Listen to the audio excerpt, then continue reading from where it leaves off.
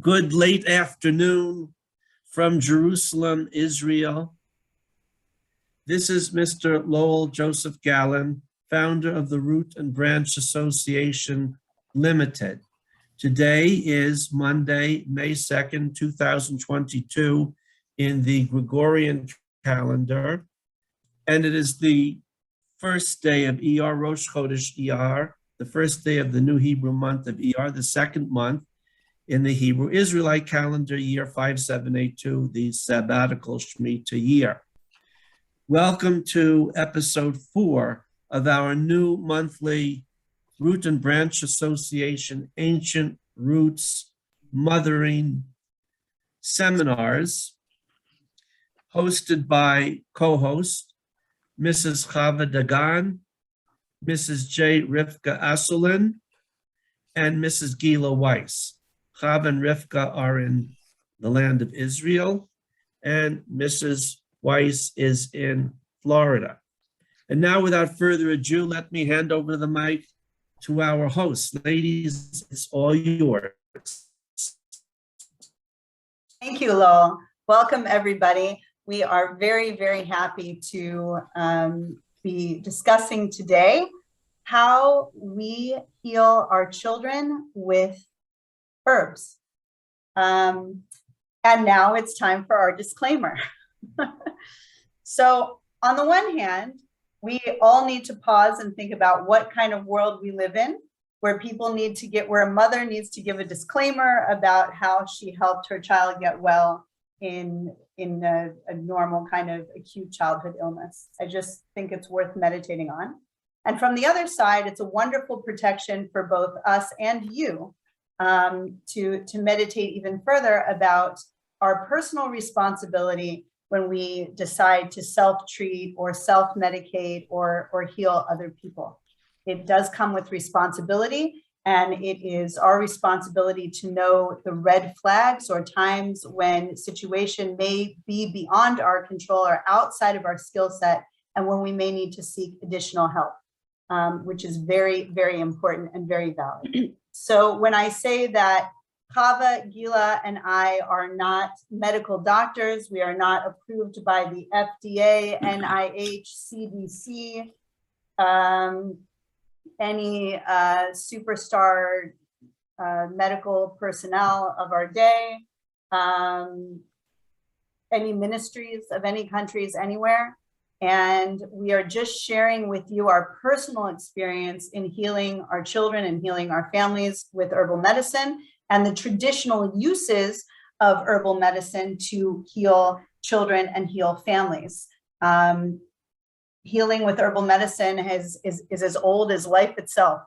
Herbs are people's medicine. It's the medicine that God gave us that grows right from the ground.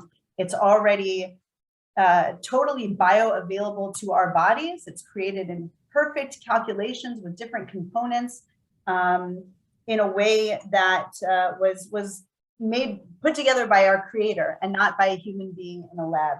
And so there is a lot of history, and we will probably bring up different books and different experts in herbal medicine that we've learned from along the way. And I encourage everybody to go and learn more from the experts out there who've written extensively about herbal medicine. We will be talking about acute illness today. This is not chronic illness. This is something that comes on suddenly. It's kind of, new, a scrape, a cut, an insect sting, not chronic conditions. Chronic conditions are a whole other situation. Many chronic conditions have been helped with herbal medicine as well, but that's beyond the scope of today's program. And another special note, before I pass it over to Gilla, is that childhood illnesses are normal.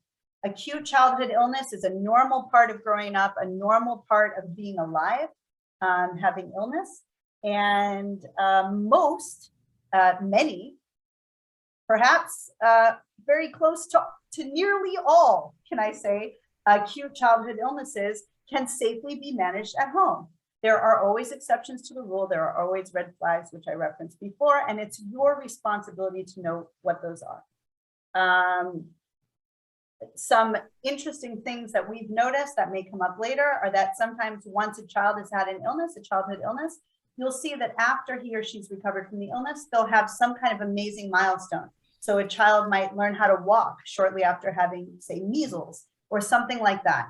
And that's been well notated in our medical literature from both parents and herbalists for millennia. So bear in mind that illness, even though it can be very scary or off-putting in the moment, actually may and usually does serve a larger purpose for the betterment of our health and our immune system. Okay, without further ado, I'm passing it over to Gilla. So we cannot proceed any further. Thank you, Rivkah. You covered so much there, just by the way. So we can't really proceed any further without covering feelings. So the three of us are mothers, and we're also herbalists, and I'm a doula. And doula is what I do. I'm a life doula, I'm a mommy doula, herbalist doula, birth doula. It's what I do. Holistic with an H and holistic with a W cannot be discussed without discussing feelings, emotions, mental health, and spiritual. So when we're dealing with our kids, no matter what we choose to give them, it's not a matter of, oh my gosh, I don't have this herb at home, or oh my gosh, they need XYZ medication. Healing happens when we feel safe, when we feel loved, when we feel comforted, and when we know that what we're feeling is okay or normal. And reassurance from our mother, father, caregivers, family, that it's normal is huge. It's really, really important. When we're talking about kids, whether it's a baby who is inconsolable because these feelings that they're feeling, whether it is fever, chills, headaches, tummy ache, nausea, it's foreign to them and they can't quite explain what's going on. And so they have fear, they panic. Cortisol levels go way up there. And so they really need calm mommy. They need consoling. They need everything to do with that. And a lot of what we do herbally is around helping our kids feel calm and calming symptoms while supporting the body. Holistic and herbal medicine is not conventional. Taking the herbs and putting them in a conventional blueprint is not holistic and not herbal medicine. So feelings, when our kids are sick, if it's a baby who is inconsolable, crying, not nursing, our cortisol levels go through the roof. We get stressed. We have fear. We're like, oh my gosh, what's wrong? Are they going to dehydrate? Do they have X? Do they have Y? Maybe I should quickly take them somewhere. So as a fellow mother, I say, first and foremost, like Rivkah said, most illnesses are not life-threatening. And if they are, you're going to know what to do and you're still going to breathe, but it's going to be different.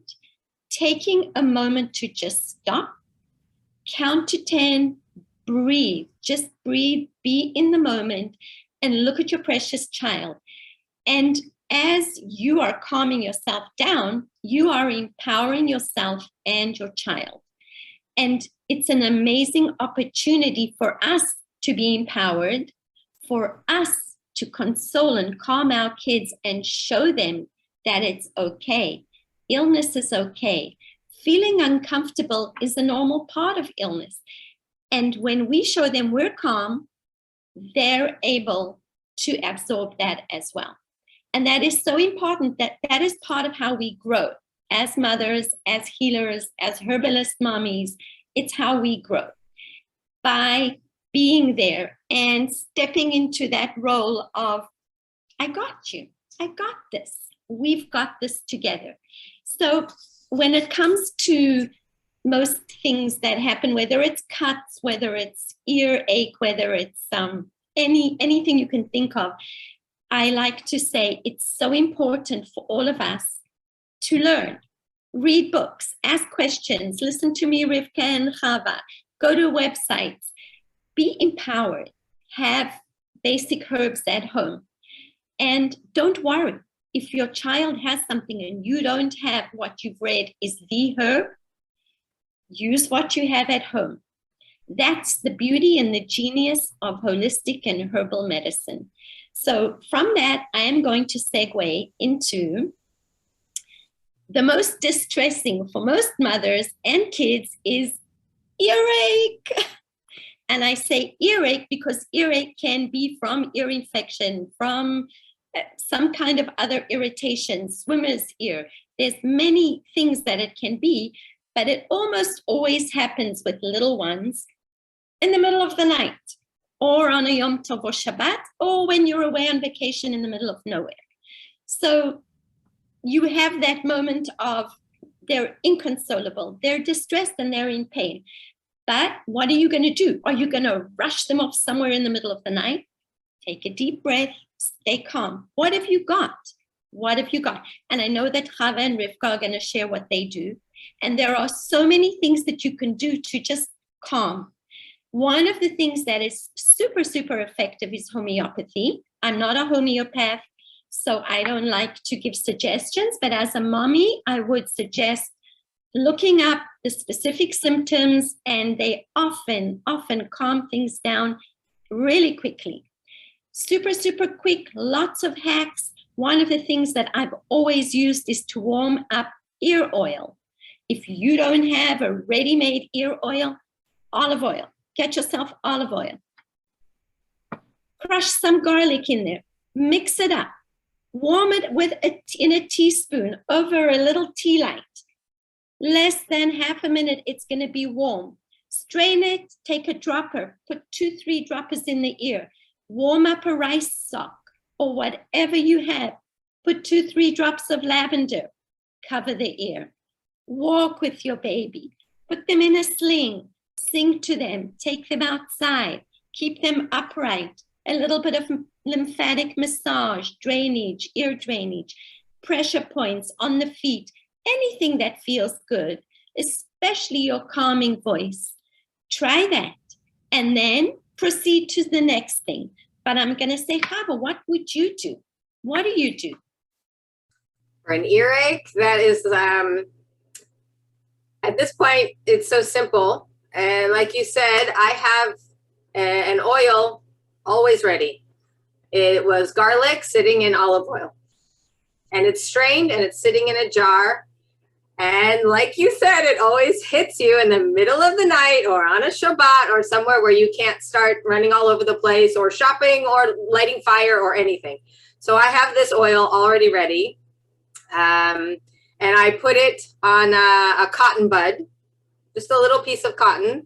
I kind of drench it so that, like you said, it will drop 2 or 3 drops inside the ear. And it just sits there right inside the ear, just on the surface. And I might add oregano oil, a drop of it, or tea tree oil. And that's it. Then I start with, like you said, the massages all the way down, all the way down. I keep massaging around the ear while I'm holding the child. Eventually they drift off to sleep after the crying and the moaning and whatever. It just calms them down, and that little bit of sleep gives that body enough energy to do the healing that it needs. When the child wakes up from their little nap, usually I fall asleep too on the couch or wherever it is. When we wake back up, he's like, well, I guess I'm ready to go to bed. And that's every single time. Sometimes it takes a little longer, sometimes less, but that's my protocol, and it hasn't changed because every time it works right away. Simple. Chava, can you, just because of a question that came in, can you clarify, Esther wrote, I learned never to put oils, only tinctures, but you did say to put the essential oil on the cotton ball, correct? I don't drop anything into the ear. Actually, I put everything on the cotton ball. And if a little moisture maybe drips into the ear, or I think it's mostly just the herbal essence of what I put on that cotton ball, it makes its way. And as I'm massaging, it kind of creates a suction as I'm massaging. And so it's bringing down whatever is on that cotton ball down into the whole canal and everything, and then the lymph. And it just finds its way out. Thank God. Keep putting those questions right through in the chat box as we go along, because things like this are very important to clarify. I would address that as well. I just saw the question, and I'm going to say that you have me, you have Rivkah, you have Chava. We're mommies with lots of experience, moms of many, Baruch Hashem. And I have grandkids already, and we are herbalists, and there are many different schools of thought. And today with the internet and Instagram and whatever, there are a lot of only do this and never do that. And, you know, it's always worth when somebody says never do that, go find out why. Maybe it's not really never do that. And if somebody says always do that, go research why. Maybe there are other options as well. So one of the reasons people say, and I'm just saying people in general, don't put oil in the ear. If the eardrum is perforated, it's generally not recommended to do that. However, it's not a never do that. We're talking about acute situations here. When we have a child or a baby who just started screaming or feeling distressed from earache, that's usually the beginning. We usually haven't progressed to all the different things that can happen after 2 days, 3 days, a week. We're talking about suddenly this happened, let's help this. The other issue is it's not always an ear infection. I have teenage boys who, you know, swim in lakes when they have the flu and come home with swimmer's ear, the likes of you've never seen, in lots of pain. So swimmer's ear use of, you know, usually if you ask a medical doctor, they'll suggest to put peroxide in, or you can go to a pharmacy and buy a kit that has glycerin or, you know, all kinds of alcohol, glycerin, different things. One of the hacks, the things that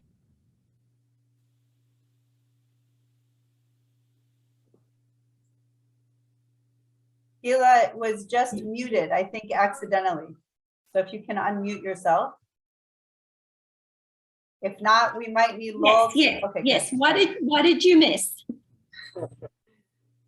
Trying to One of think. the hacks, after one of the hacks. Yes, is I use herbal tinctures, and I usually add a tincture to the oil and a tincture to peroxide if I'm using that for swimmer's ear or wax buildup, because earache is not only from infection. There's different reasons. I don't usually use essential oils in the ears, for example, and Chava does.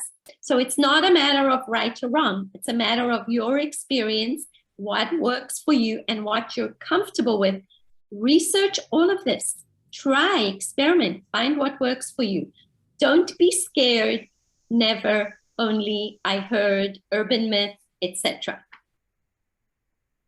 In general, traditional aromatherapy, so this is the use of essential oils, because it's not really clear from the question. I never put oils. Do you mean oil at all, or are we referring to essential oils? In general, traditional aromatherapy is against using oils neat. That means without being diluted in a carrier oil. And it's not as complicated as it sounds. To dilute an essential oil in a carrier oil, you can take a spoonful of olive oil or whatever oil you have laying around. You know, you want it to be food safe, is always the best. And then you'll put maybe a drop of essential oil or whatever, depending, and you'll put it in there and kind of give it a little swirl, and there you've diluted it. It's not so complicated to do. There are different MLM, or, you know, essential oil retailers who do practice using oils neat, or say that certain oils can be used neat. I'm not going to go into any of that, but I am going to just reiterate what Gilla said. Look into that yourself. Again, this is all about taking personal responsibility for your choices and really understanding why you would use something or why you wouldn't use something. I think the first thing that we should consider when a child has an earache, I mean, really, we didn't say it, but common sense is such an important element here. So did your child wake up in the middle of the night with an earache, or did your child have an injury because the brother stuck a stick in his ear and has an earache because that happened. Those are dealt with in two totally different ways. So when we talk about a perforated eardrum or something like this, obviously, a 6-month-old baby who went to bed fine and waking up in the middle of the night, pulling on the ear or whatever, with maybe a few teeth coming in, is not the same as a child who's had a potential perforated eardrum. So yeah, we need to definitely use common sense. I just want to add to earaches, especially with babies, breast milk, breast milk, breast milk. Breast milk is great for the eye infections, the pink eye, the earaches. You can squirt some milk right into the ear. Ooh, you have a nice ringing sound. Hope it's not mine. Interesting. Yeah, so maybe that is mine. I don't know whose that is. You can squirt breast milk directly from the breast into your baby's ear or to your young toddler's ear. This is provided the mother has milk in her breast readily available. If she doesn't, obviously, that's okay. Move on to the next thing. But if you do happen to have a medicine chest right on your chest, then you should use it. You can also express some milk into a cup and use an empty syringe. So a syringe without the needle. This is a nice thing to have on hand. You can sometimes get them with pharmaceutical medicines. They'll have a little dropper or a syringe or something like that. And sometimes you can just go to your local hospital or doctor or whatever and ask for a syringe without a needle. And usually they'll just give them to you, and they might sell them for, I don't know what they cost now in America, but 5 cents, a penny, I don't know, something very inexpensive. And then you would take the syringe and you would kind of, you make sure it's clean, and you would, you might want to sterilize it, again, whole other issue. And you would pull back on the plunger a little bit and just get enough to put a few drops in each ear, and you could put it in that way. I don't think mullein oil was mentioned. Did you ladies mention it? I missed it. Mullein flowers. For Bascum faspis, is that right? For case, yes. I think so. I don't know. I think that's the Latin name for it. If not, my apologies to all the herbalists who are embarrassed on my behalf right now. But the flowers of the mullein plant, you can pick the flowers, dry the flowers, pour some oil. Olive oil has been used for millennia for ear issues or skin issues in general. And you can just kind of set that in a window. If you go to the link that I put in the chat box on YouTube, you can look, that will take you to the Ancient Roots Israel YouTube channel, and you can learn how to make different oils, herbal oils that way. And mullein flowers would be the same principle as any other herbal oil. You cover it with oil. There's tutorials there. You let it sit 6 to 8 weeks, preferably in a sunny window. And it's always nice to have the oils in general warm, as Gilla mentioned, but not hot. Again, common sense.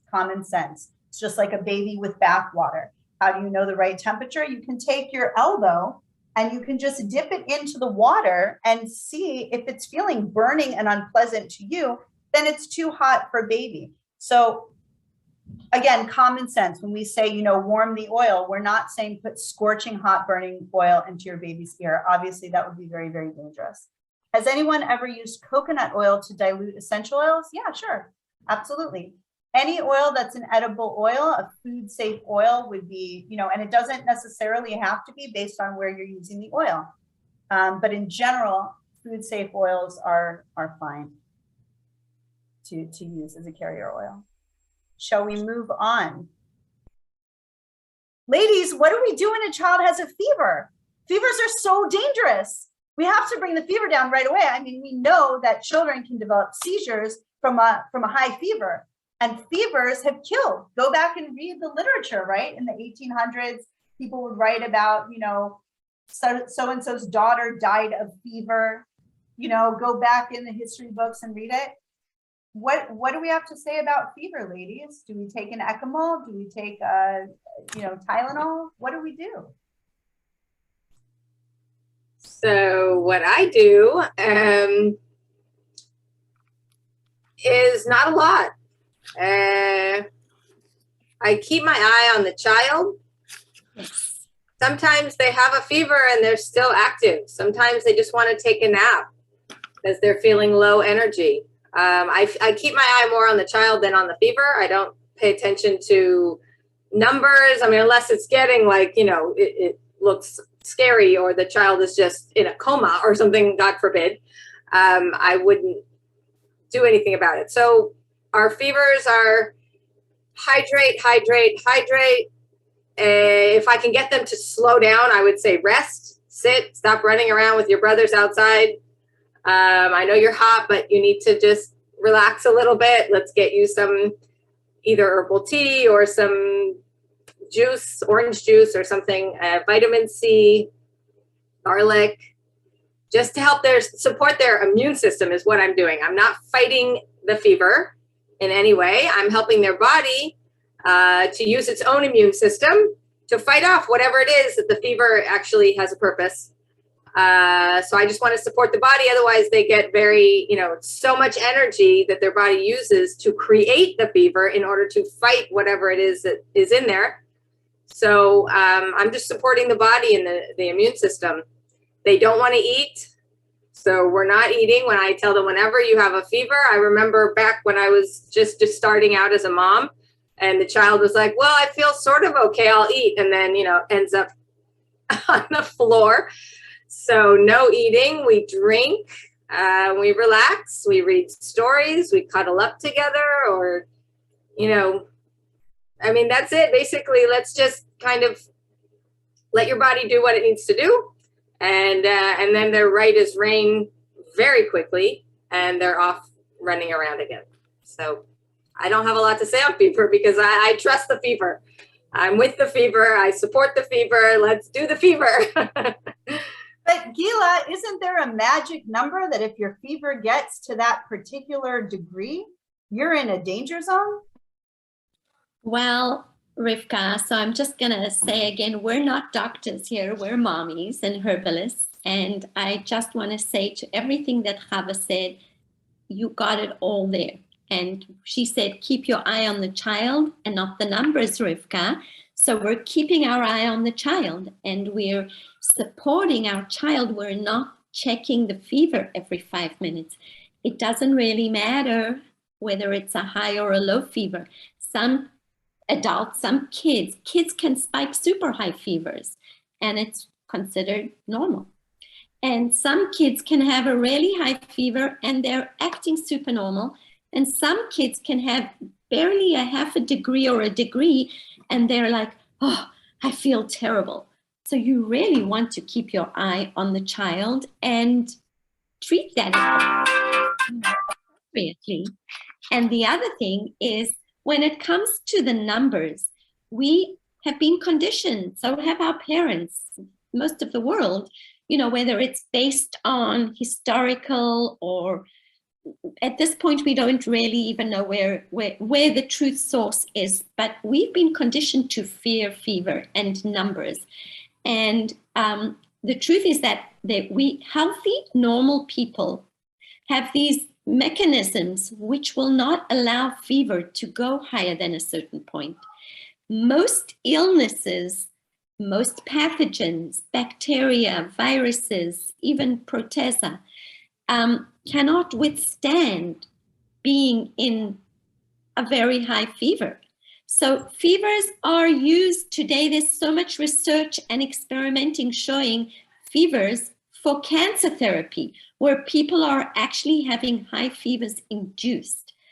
Once our fever reaches a certain number, most parents tell me, oh my gosh, and I'm going to talk in American numbers, and you can translate that to Celsius, 40 chom, like 40, my child had 40, or 41, or in, America, people would say, oh my gosh, my child had 105.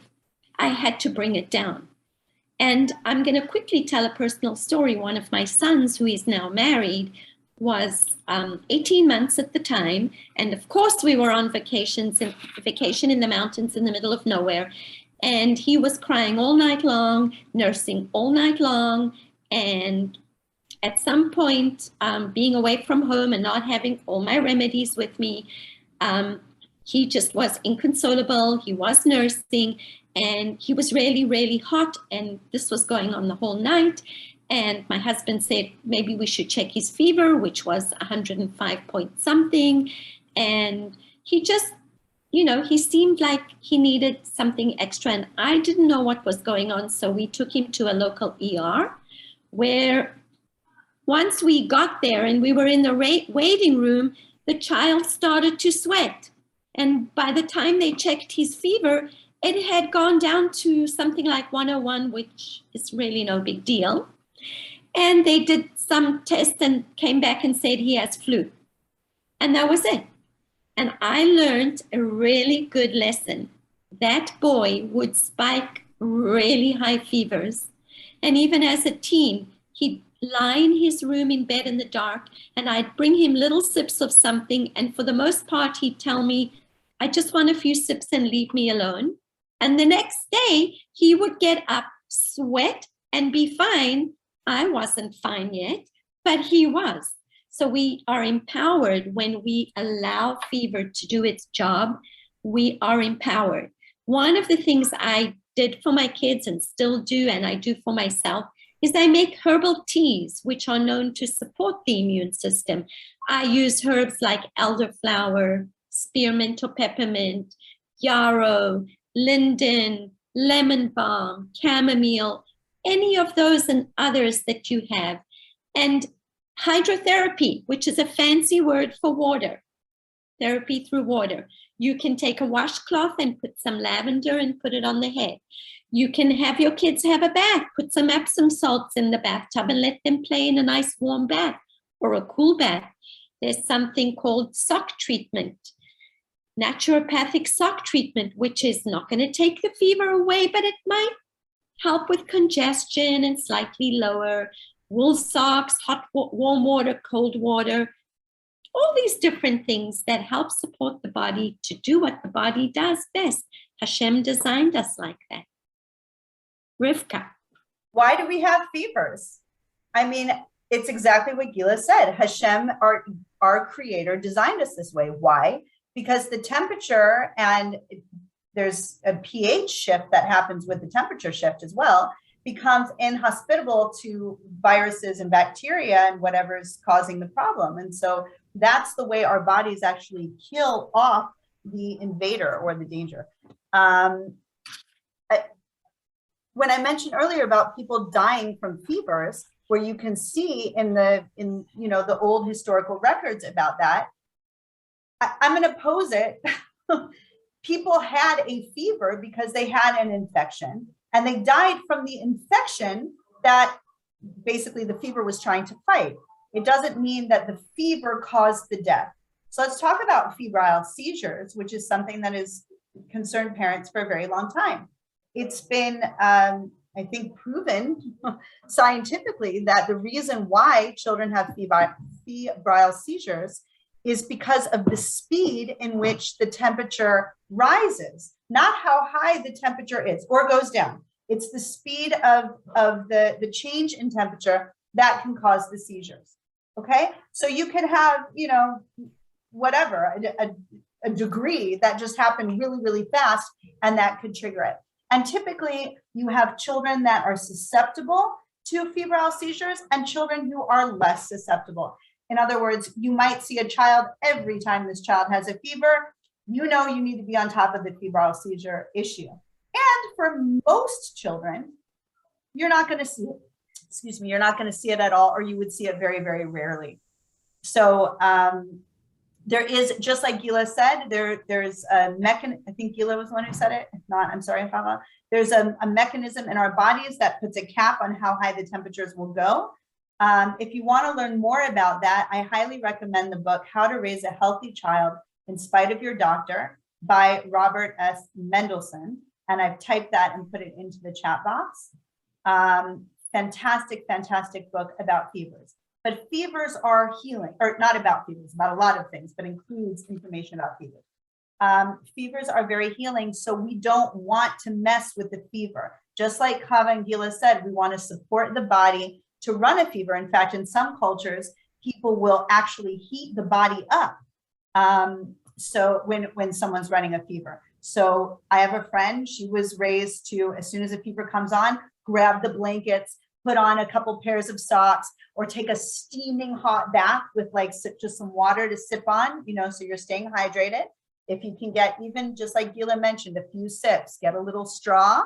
That's a great way to do it for a child. Put a straw in a cup, because a child may not be hungry, may not be thirsty. That's fine. But just here, just a sip, just a sip. And sometimes that's really all they can keep down before going into vomiting, which we can transition into in a minute. Some helpful things for us as far, so a child can be burning hot and the fever can be like add additional uncomfortableness. Again, just like Gilla said at the beginning, it's normal to be uncomfortable when you're sick, and supporting children, letting them know, yeah, it feels uncomfortable to be sick. That's okay, that's normal. We can deal with some uncomfortableness. That also creates a culture that isn't dependent on pharmaceuticals, a pill for every ill, reaching for something right away. For people who are just kind of, oh, let's take a deep breath, let's see what we can do, and we can live with a certain amount of discomfort. What we've found very helpful in fevers, if a fever is upsetting the child or it's just been really prolonged, really high, and the child can't sleep or this sort of thing, is Gilla mentioned the sock therapy. So we just talked about the garlic oil for the ears, and I put in a tutorial from the Ancient Roots Israel YouTube channel in the chat box. You use that exact same garlic oil and you take it and rub it on the bottom of the child's foot and cover it with socks. Why do you cover it with socks? Well, mainly because you don't want oil all over the bed sheets. That's the main reason. So you'll want socks that can kind of absorb that oil. And some would say to kind of heat up the body from the bottom. But honestly, I think it's to preserve the bed sheets. Being a mother of many, that is an important consideration. So we've always found that the fever does come down after that within a couple of hours. Even for a little rest, it'll come. And I'm not saying goes away, and I'm not trying to make it go away, but it does come down for a bit, where a child who could have been so uncomfortable that he or she couldn't rest could now perhaps rest. And as far as traditional remedies for fever, whiskey was used. And, you know, I guess it's gotten a bad rap now. I mean, I'm not talking about giving your child a glass of Jack Daniels and saying, there you go. I'm talking about 10 drops of whiskey in a dropper. And really, it's not about, again, bringing down the fever. It was used traditionally to help relax the child, just calm, soothe, relax. Just why people have a glass of wine when they're stressed out or something like that. The same kind of idea. Again, about 10 drops for a child is a place to start looking. You're going to want to use obviously way less for a young baby, or perhaps more for a teenager or something like that. But that's, again, beyond the scope of this session. Shall we move? We have some questions come in. Should we answer them now and clarify? Anything here? What do we see, ladies? Cooling things like bath or ice pops. So look, my kids always want ice pops. And if they're really upset and they're not feeling well, giving them a popsicle might make them like be happy because they're sucking on sugar and something they like. But in general, the idea, again, is not to get rid of the fever. It's to support the fever to do its job. So giving a child a bath in lukewarm water, okay, but not cold water, not ice cold water, not, again, the speed of the temperature change could cause complications. So we don't want to give a, what is it called? That pharmaceutical, what is it? The Ecamol. Paracetamol. Yeah, there you go. Motrin. Thank you. Yeah, so that can cause, an abrupt shift in temperature, which could lead to complications like febrile seizures, never mind the complications in the liver and kidneys. And that is well documented medical research. You can go ahead and look that up on a PubMed, the studies about how those particular Paracetamol depletes glutathione. So it's quite dangerous. And there's also a contraindication when you're talking about a fever with certain viruses, right? So if you've got a kid who's got chicken pox, measles, things like that, all the more reason you're going to want to stay away from those pharmaceutical fever reducers. There's a lot of complications there. Abigail asked about the convulsions. Yeah, when we talk about seizures, that's what we're talking about, the febrile seizures and convulsions, same thing. So it has to do with the speed of the temperature change. Joni, there you go, lukewarm water. Your grandma's one smart lady. There's some Celtic traditions coming from Joni. Thank you, Joni, for sharing that with us. You can't go too deep. You can only go too fast. Super smart, Cheryl. Man, is everyone reading these comments? They're so good. Yeah, I'm just blown away. You're such wise women. Thank you for I sharing. want to take notes on these. April had a son who dealt with this. Potatoes on the feet. Yeah, I have a friend who dealt with this, and we talked about it. She came to me asking for some help with this, and we tried some different things. I gave some different suggestions, and her favorite one was lukewarm foot baths. So as soon as her daughter would start a fever, and she knew she always gets the febrile seizures, she'd pull out a nice little tub of lukewarm, not cold, not hot, lukewarm. It should feel pleasantly warm, like body temperature. And she would put the daughter's feet in there. The end. No more febrile seizures, and yet she still maintained a fever, and everything was great. Amazing. So, Gilla wrote about this doctor. She recommends. Do you want to comment on these doctors, Gilla? Yeah, so just in general, Dr. Lawrence Pilevsky's in New York City. I'm sure everyone's heard of him by now. He's an activist and really pretty amazing. I've met him. And he has a very common sense approach, which can be empowering and calming to many mothers. And Dr. Thomas Cohen, he explains really beautifully the whole mechanism and the role of fevers in illness. If anybody wants to go into that, he has historical and just in general. So those are just two really good doctors who can give us a broader spectrum of knowledge about fevers and how to deal with it. And I want to thank everyone. These are just amazing. You're such wise women, all of you. Thanks for sharing. And that's really what it's all about is, you know, finding what works for you. When it comes to fever and everybody's saying cool baths, cool this. So from my experience and what I learned is when you're feeling chilly, it's usually your fever is rising. And when you're starting to feel hot and sweaty, usually your fever is going down. And I always went with how the child feels and how I feel when I'm ill.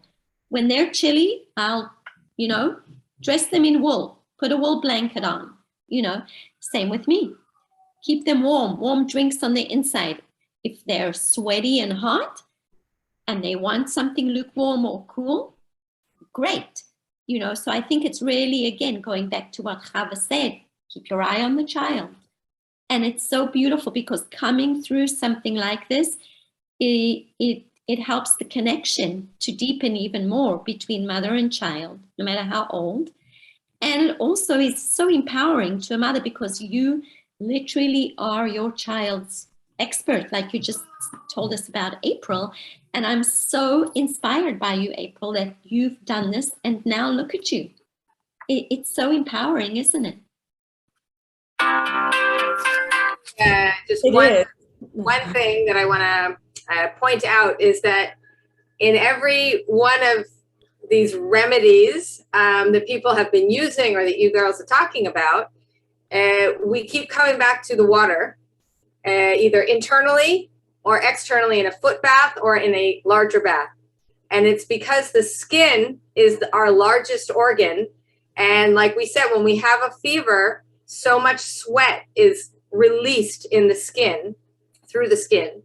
And in order to keep hydrated and to help those febrile seizures is to stay hydrated. And sometimes this isn't only the way to get it in as fast as we can. So through the feet, through the bath, through, you know, wet towels on the forehead, everything comes back to the water or some kind of remedy that includes water. And that is because it helps the body absorb that water so quickly and to keep a balance so that it can control what's going on with these seizures or with the fever or whatever, and not have your body go into emergency mode, which would be a seizure or something. and not be able to deal with that fluctuation. The water, the hydration, whether it's juice, tea, bath, Epsom salts, all of these things that revolve around water, and our skin and our body, and how we're releasing and absorbing, releasing toxins, right? Because that's what the sweating is, and then absorbing it back in through the skin. So important. And we've all said it over and over again without coming to that, koteret, whatever you want to say in English, of the water, of the hydration. So just to keep that in mind.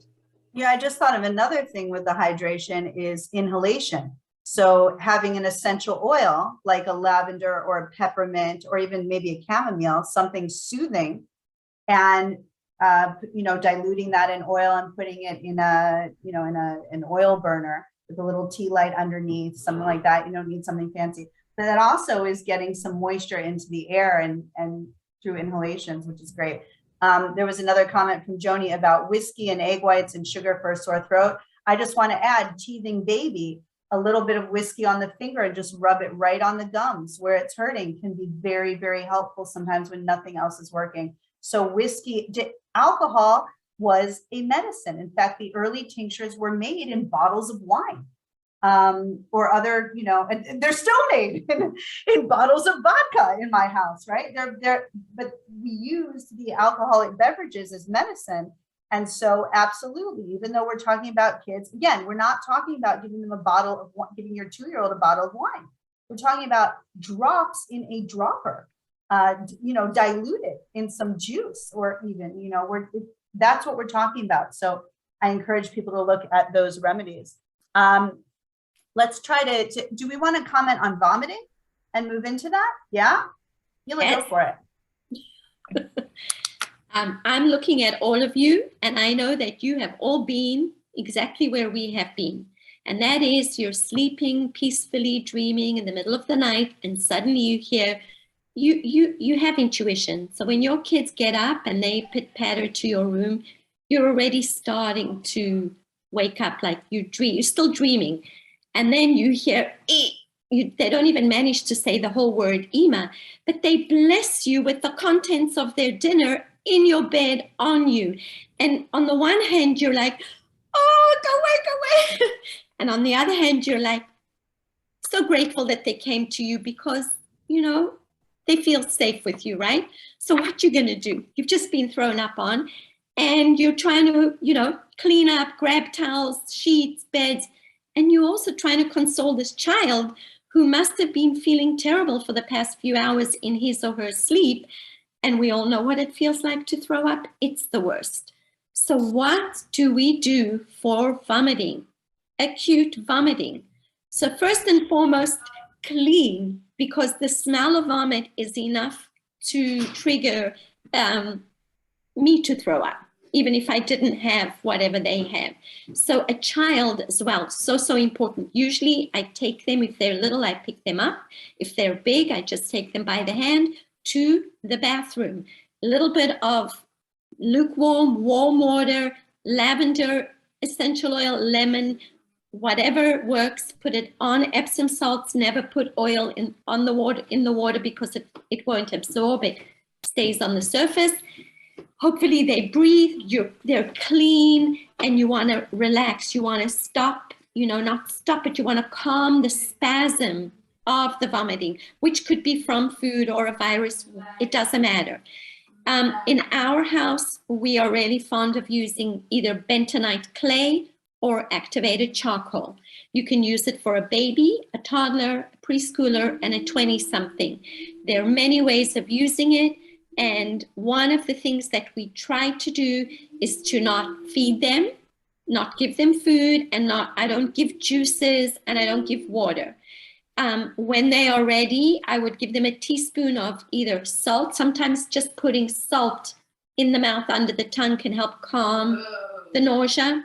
Homeopathy is again phenomenal for this. And as soon as they're ready, either I mix a little bit of charcoal in some salty water and give them a teaspoon, or the same thing with clay. And they may throw that up again, or they may not.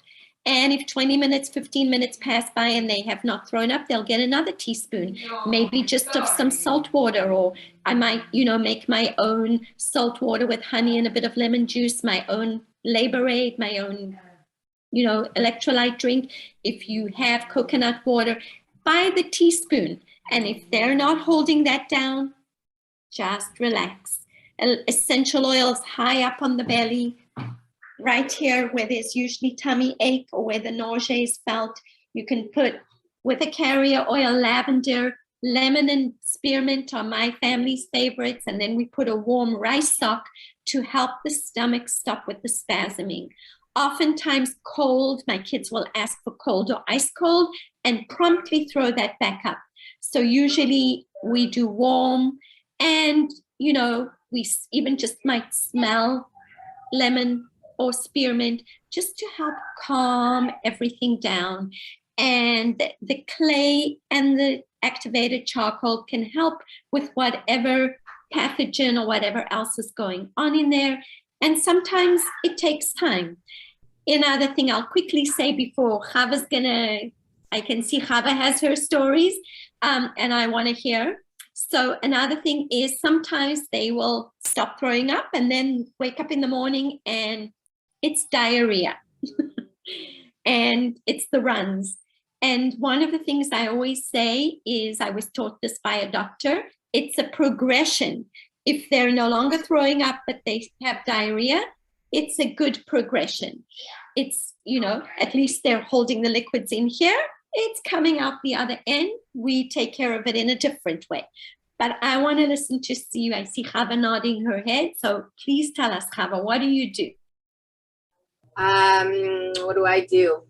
So when that happens, in our family, it's kind of, it might happen once a year at the change of seasons or something. And so there's a new something floating around. Spring cleaning, we call it spring cleaning. And it just goes from one child to the next, one day and then the next day and the next day. And I know to expect it. This is something, we haven't actually had it for a few years, but before it was a big thing. And I just let it run its course. And like you said, when they're ready, as they know, can I have a little coconut water or some herbal tea or something? I don't push anything on them.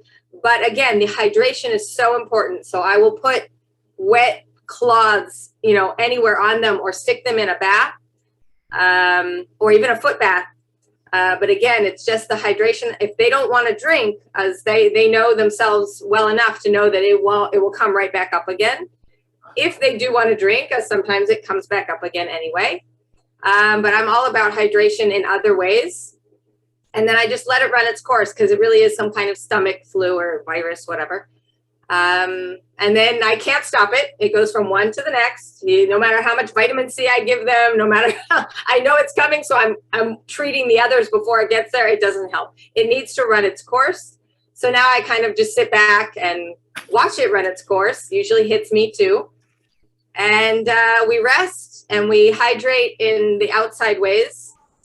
And then within 24 hours, it's gone. It's just done. And they're out playing again. But they're not dehydrated from that whole thing because I had been working so hard on hydrating them with the wet cloths and the baths and things. Rivkah. So, yeah, I think the most important thing here is kids who are vomiting are really afraid. So the most important thing is the emotional component. So when that happens, my kids usually are crying. I mean, it's insult to injury. I mean, it's really upsetting. And I say, it's throw up. We got this. It's going to end. Eventually it's going to end. That kind of relax, brush it off, throw it off. I mean, that literally is a game changer. Getting the kid, sometimes for a mother who's trying to deal with the cleanup and everything, just saying, you sit there in the bathtub or in the shower, you sit there, make them comfortable, and then you can go about cleaning. Say, if you throw up again, just vomit right down the drain. It's fine. We'll just rinse it down. Just those kind of calming things. And it's important in order to grow adults who are not terrified of illness, you need to start by teaching the children at a very young age that it's okay. It's just some vomit. It's all right. So honestly, I think that's the most important way to handle vomiting.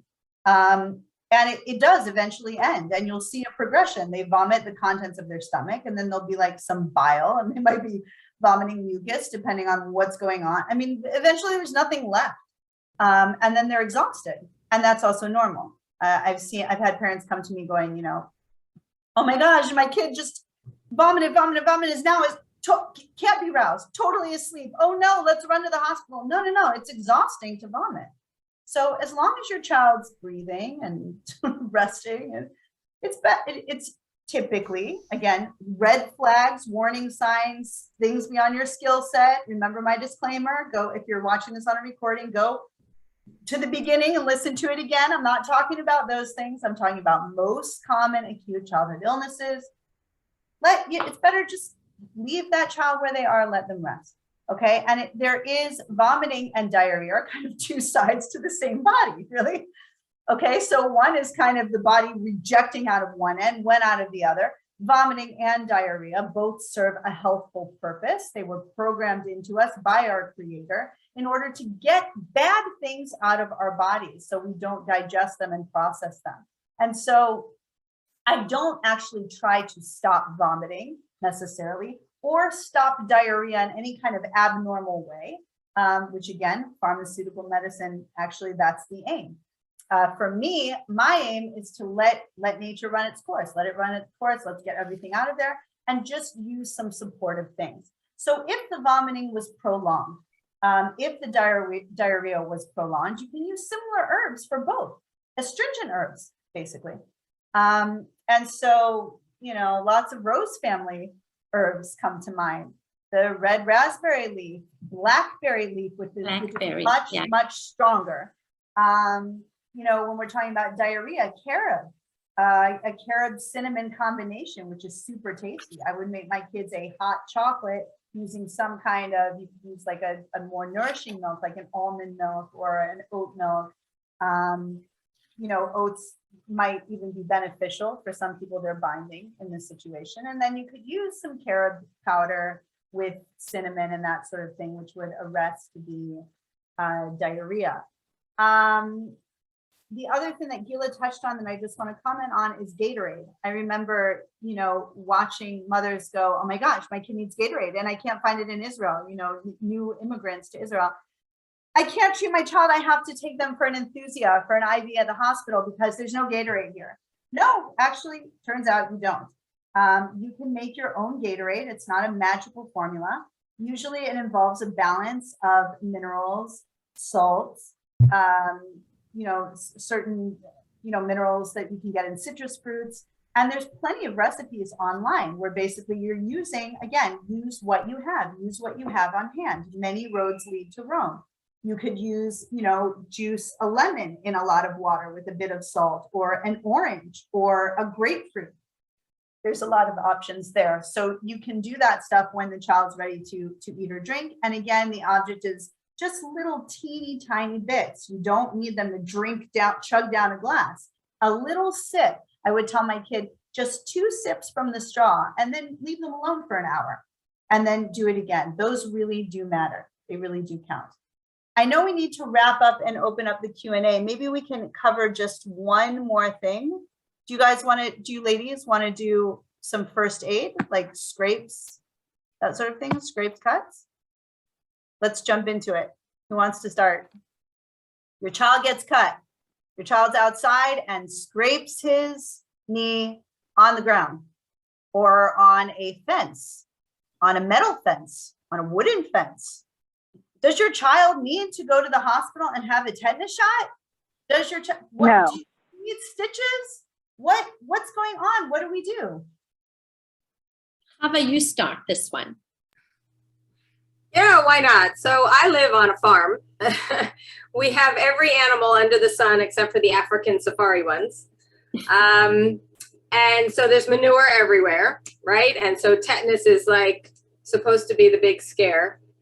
We have rusty nails galore and cut glass and My kids run around, they refuse to put shoes on. So we have everything, have had over the 20 years.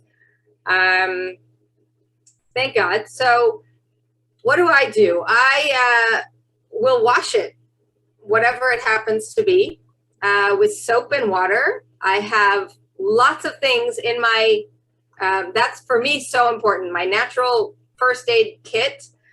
I have everything in one drawer in the house, and then I have it in a little bag, actually a big bag, in the car. I have another one, out by the animals, because that's where most of the things happen. Inside, I will use whatever is at my fingertips. So I have tinctures already ready, which are just herbs in alcohol, strained and then bottled. I could use yarrow or plantain or whatever I might have out there. And iodine, that's a big one for me, especially like puncture wounds with the rusty nails.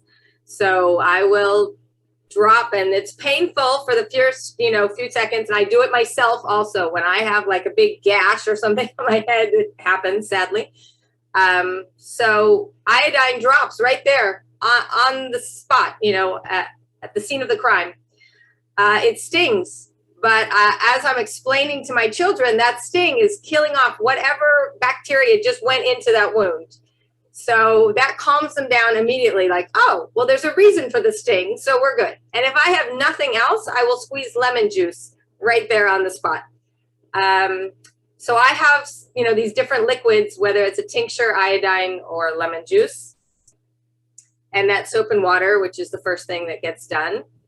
And then I won't cover it, because I want it to air out. I want it to continue to bleed a little bit. I mean, obviously, it's not a big gushing wound.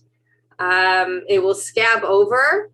And if the child feels, in the next day or next few hours that it's in a spot where it's bothering him, he might bump it again, as we'll put a Band-Aid on it. But otherwise, I like to leave it open and continue to treat it with this tincture, iodine, lemon juice, whatever it happens. No, lemon juice, not so much. That's just like emergency.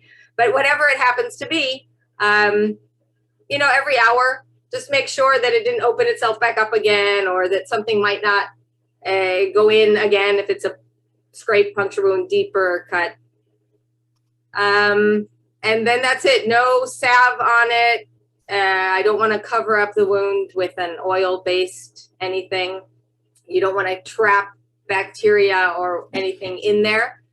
I really just like to leave it open and let it clean itself out while I clean the surface with these different items. And if they're crying because it hurts so much from the scrape, the fall, whatever, sometimes I have to take out the nail because it didn't come out by itself. I use Rescue Remedy. That's like so big for me. A few drops, even if they don't want it on their mouth, I just do it right here on the top of their head. Within minutes, the whole system just calms down and they're able to speak and tell me what happened. And, I don't start asking them all these questions right then, because so I let the situation calm down. The bleeding stops. Everybody's fine. The hurting stops. The sting goes away, and they're able to express and tell me what happened and how they feel. That's basically what I do. That's amazing. Thanks so much, Chava. I was like listening, because you live on the farm, like you said, with, feces and rusty nails, and that's really empowering and inspiring. Thank you so much. So I actually make my own first aid herbal products, and I do workshops and teach women how to make them, and I also sell some of these. I use herbs. And one of the things that I also do is, due to the fact that I have childhood memories of, falling off bikes and having a parent pour either pure alcohol on a shin knee with no skin on, or mercurochrome, which is iodine on steroids or whatever. So I try to keep things gentle, because we don't always necessarily have to go on the super aggressive attack. Again, if there's a wound and it's bleeding nicely, and I say nicely, my kids know, and I'm just adding this little tidbit, better that you bleed than, you throw up on me. always tell them, oh, it's bleeding. You know, if they're like, oh, I'm bleeding, I'm like, oh, that's actually good, because that's Hashem designed us. God designed our bodies. We you know, divinely created to bleed, and blood has a function. So when you have a wound, a cut, a scrape, and it's bleeding, it's good. So yes, sometimes the bleeding needs to be stopped. So we'll use a gauze, or we'll use pressure and herbs. So first of all, I use saline on almost all cuts, scrapes, whatever, bites, you name it. And I make my own very mild saline solution. And that is the base for any of my herbs. And I'm going to say that one of my favorite herbs is yarrow. And for any injury, wounds, scrape, you name it. And Rivkah's smiling and laughing, because if me and Rivkah were stuck on an island, we would want yarrow with us. We love yarrow, and yarrow loves us. But local, where do you live? What grows near you? You know, we spoke also about plantain. Chava mentioned plantain. I live in super sunny South Florida, and plantain does not grow here, in my suburbs at least, but in general. This far south, we don't get plantain. So what am I going to do? Well, let me tell you a little secret. Most or many of the plants that are good for wounds can be used as a spit poultice, not just plantain. I live in an area where Biden's pilosa and Biden's alba grows like wildflower. They are our wildflowers. And you can use that as a spit poultice. So anything that is in your locale, whether it's your kitchen cabinet, your herbal first aid kit, or outside in your yard, always look and see what you have. If it's just pure saline water, go for it. If you have, you know, a bite and it's swelling up, I'm going to grab the charcoal. Don't have charcoal? Use baking soda. Make a quick paste. Put it on. It's just so many. We could literally devote 3 hours just to this. So, Rivkah? Sorry, I had to unmute myself, and I was sending a message in the chat with the link to the Ancient Roots Israel. Oh, and I've turned off my camera.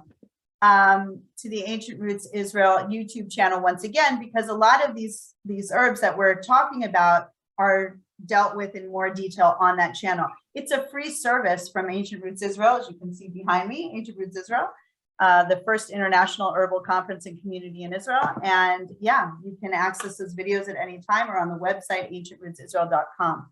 I want to add to it, and I also want to readdress tetanus, which I kind of hinted at the beginning, but I think it needs to be stated because that's everybody's, and Chava dealt with it a bit as well. That's everyone's worst fear. So I have a million stories. Anyone who's been to a hospital with a gaping gash, wound, something, has been told that they also need a tetanus shot. I have a friend who cut her hand on a tuna fish can and was given a tetanus shot. So tetanus is a potentially, oh wow, yeah, I love Wildcraft. That's a great game. Everyone read the comment box and don't listen to what I'm saying. Do that. Just do whatever she wrote. I only glanced at it. Tetanus is a potentially very dangerous, or can cause potentially very dangerous complications. And you can research that a bit further on your own to get a handle on it. It's getting trickier and trickier to find information these days on the World Wide Web. So you might want to look at some doctors like Dr. Robert S. Mendelsohn or Cowan, I think, whoever Gilla mentioned earlier, that's in the chat box.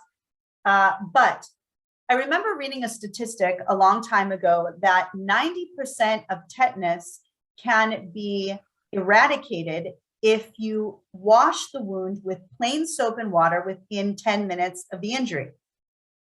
So Chava really said it perfectly. The first thing, I mean, I was like applauding over here. The first thing you do is wound care. You wash it. You wash everything. Soap and water, plain old soap and water, whatever you have on hand, you wash it. If you've washed it, you already know that you're now on the road to a good, or you're on a good trajectory. Tetanus is really dangerous because it doesn't have any exposure to air. It kind of dies very quickly once there's air exposure.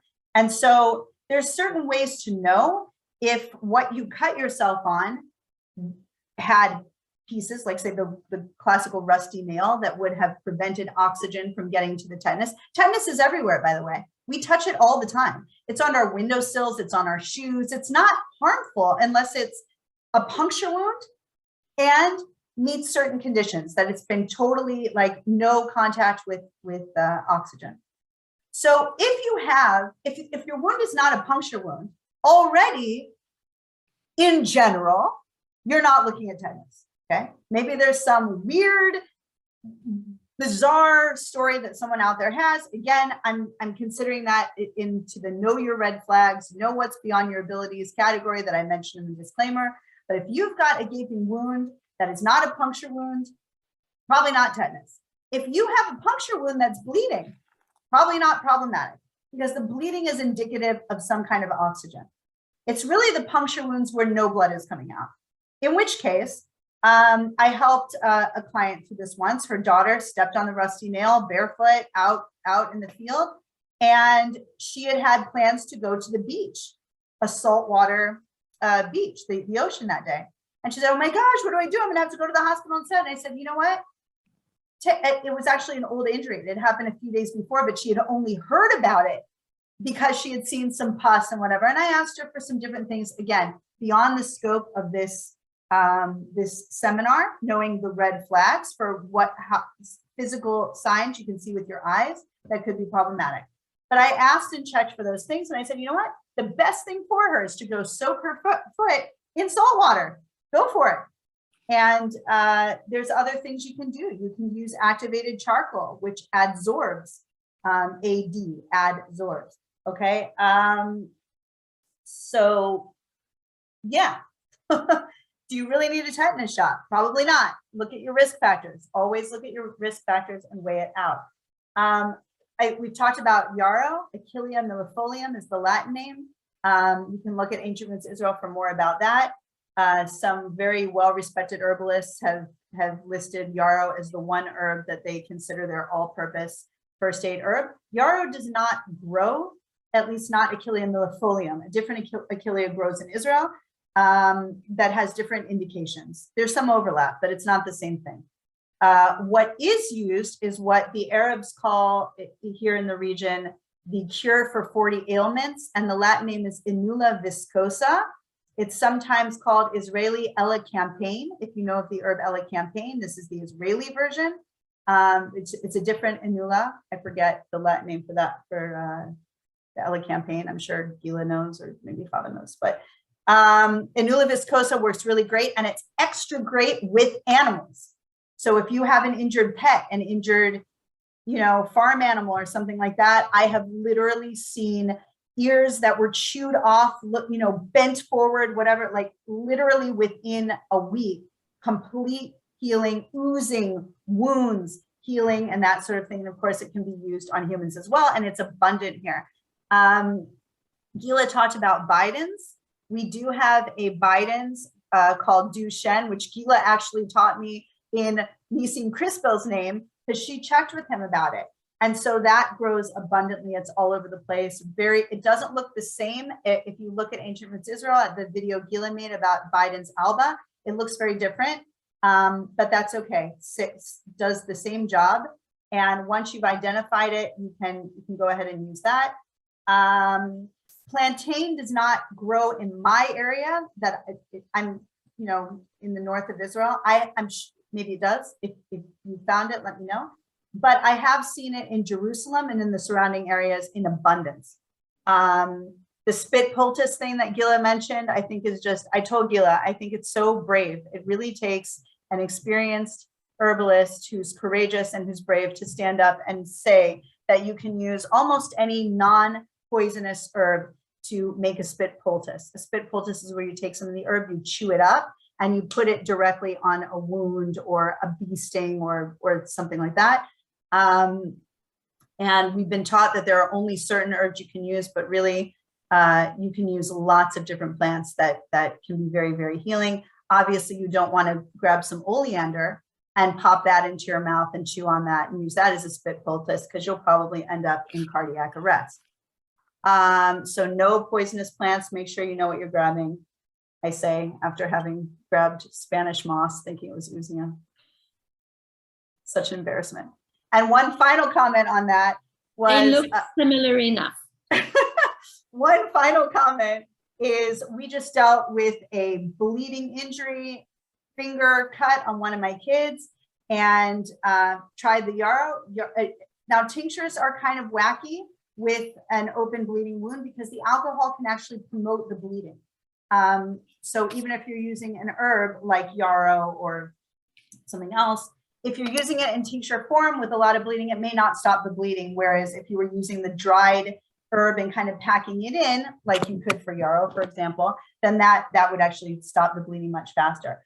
So I did something, I hate to say it here, because really the shepherd's purse is a plant that should be used with a lot of respect and a lot of caution and a lot of caveats. But I did grab it because this was a non-ending kind of bloody situation, but it was also in tincture form, didn't work. And so I grabbed the herb that my husband so beautifully brought into our house on a fluke. He saw it at the store. He knows I've been looking for it for years. And that is cayenne pepper. And so we had some powdered dried cayenne pepper. If you don't have powdered dried cayenne pepper, a hot paprika could also work, or any type of hot pepper plant. But cayenne is just so amazing. It's actually used in cardiac arrest. You can put a pinch under the tongue of someone in the middle of a heart attack and stop the heart attack in its tracks. Allegedly. I've never done this. I've read it. I've read case studies about it. You need to do your own research. But we packed some of that cayenne pepper. Again, like Chava said with the iodine, it's going to sting at first. And we have a mechanism with the children to not, again, don't be afraid of uncomfortableness. So we do the, are you ready? Take a deep breath in and breathe out. Breathe out hard enough that I can feel it on the palm of my hand, or you can feel it on the palm of your hand while I'm doing it.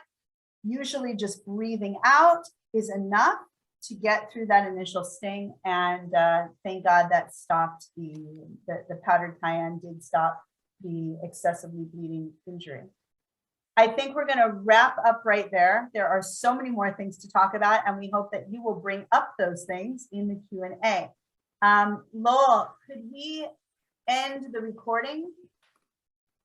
Yes, you want to end it now? Yes, let's end it now. Press stop the recorded.